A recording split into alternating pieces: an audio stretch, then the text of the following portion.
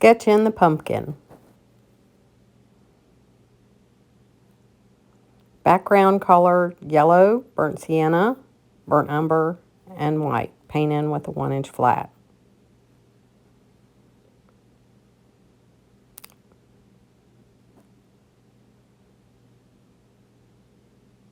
Rinse your brush.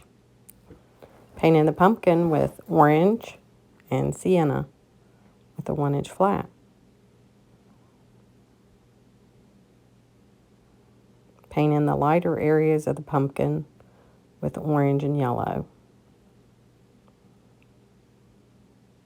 Paint in the darker areas with sienna, red, and a little bit of umber. Paint in the stem with umber, which is brown, dark brown. Lighter area of the stem by adding a little bit of white to the dirty brush. Paint in the pumpkin light areas again with yellow and white and orange. Darker areas with sienna and red.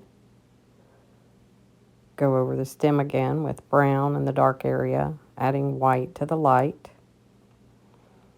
Add more yellow to the light area of the pumpkin. Dry with the hairdryer. Lighten the pumpkin with more yellow. Add highlights to the stem using brown and white.